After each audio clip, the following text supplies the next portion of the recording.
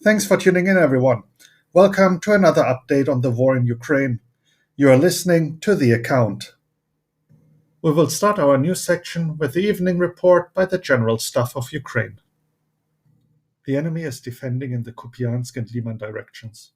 In the Bakhmut direction, the enemy continues to focus its main efforts on conducting offensive operations. In the Avdiivka direction, the enemy continues to try to improve the tactical position.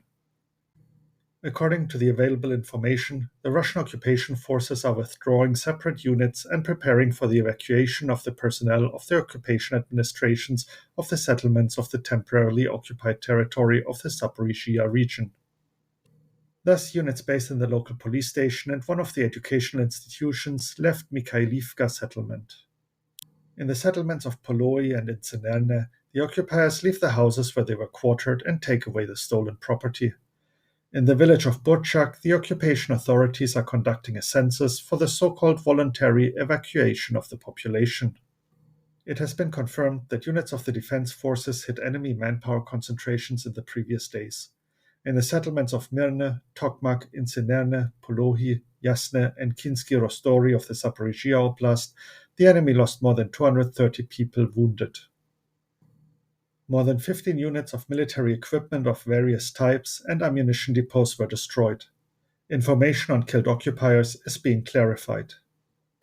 And now for the main flashpoints along the front. Bakhmut. Today, Russian sources shared pictures and videos of Wagner forces in Kurdyumivka confirming they occupied the settlement. There are also reports of Ukrainian reinforcements with heavy equipment arriving in Chasiv Yar. A Ukrainian counterattack in Opitne allegedly pushed Russian forces back several hundred meters. The Institute for the Study of War stated in today's assessment that Russian efforts around Bakhmut indicate that Russian forces have fundamentally failed to learn from previous high-casualty campaigns concentrated on objectives of limited operational or strategic significance. Russian forces have continually expended combat strength on small settlements around Bakhmut since the end of May. In the following 6 months, they have only secured gains on the order of a few kilometers at a time.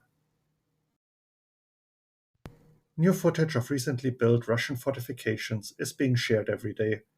Last night, Radio Svoboda shared a sequence of images on Telegram showing Russian fortifications near the village of Volodymyrivka, located roughly 10 kilometers northeast of Bakhmut. Twitter users have already geolocated the images and also attempted to create a collage to showcase the extent of the fortifications.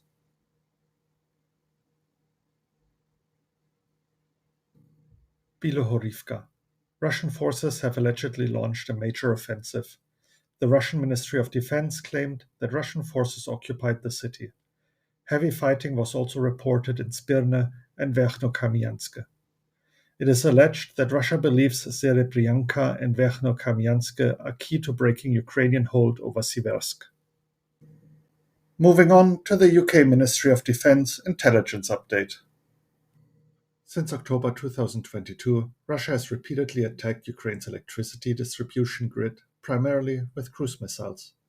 This is likely the first example of Russia attempting to implement the concept of a strategic operation for the destruction of critically important targets, SODCIT, a key component of the military doctrine it has adopted in recent years. Russia envisioned SODCIT as using long-range missiles to strike an enemy state's critical national infrastructure rather than its military forces, to demoralize the population and ultimately force the state's leaders to capitulate.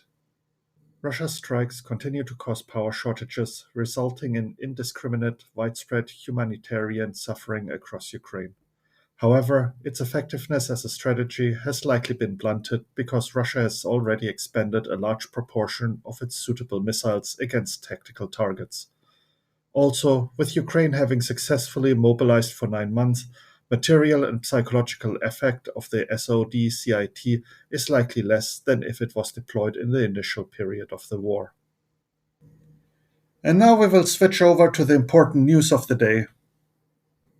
Additional letter bombs have been detected in Spain.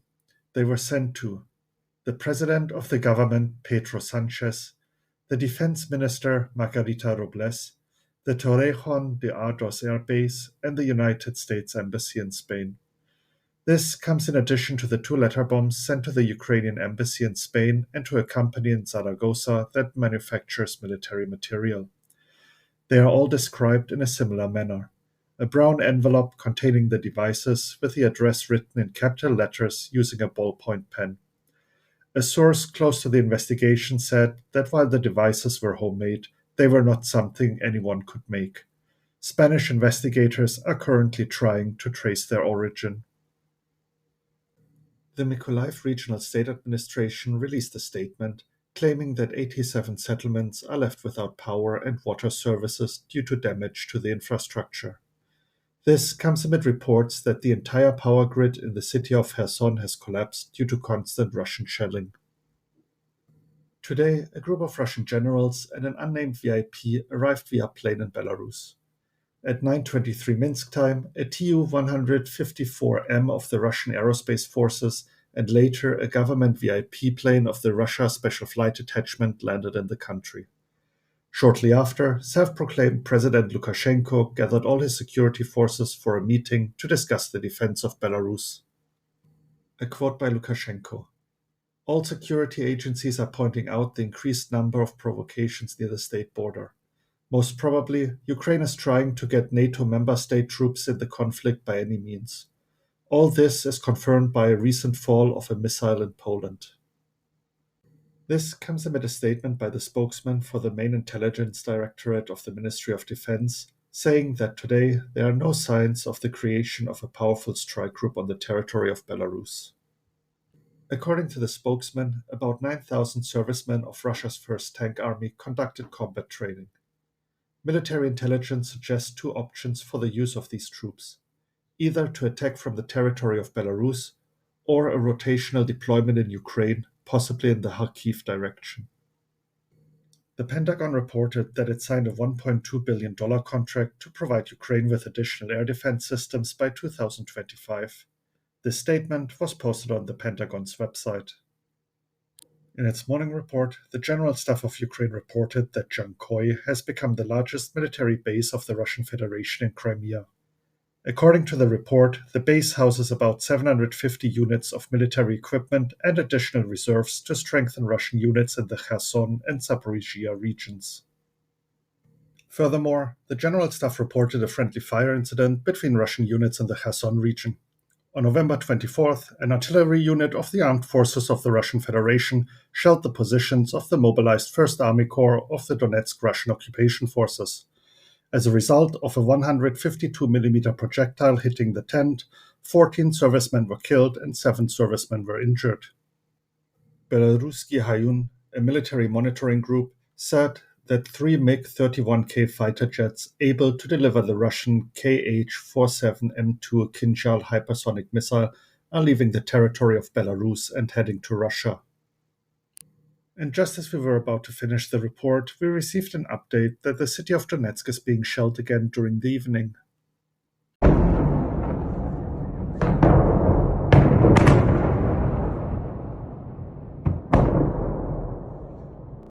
And finally, I want to mention an article by the Business Insider titled, "As Ukrainian forces recaptured a key town, another elite Russian unit appears to have gone through the meat grinder." The article talks about the preparation for the Kherson offensive during September and the expectations of everyone for its liberation. However, in a surprise to many, Ukrainian forces launched an incredible fast-paced counteroffensive in the Kharkiv direction instead. The article further explores in detail how the ensuing battles for key cities inflicted heavy losses on Russian forces and why Russia will find it hard to replace some of the units lost. While the information is quite outdated already, I recommend checking it out.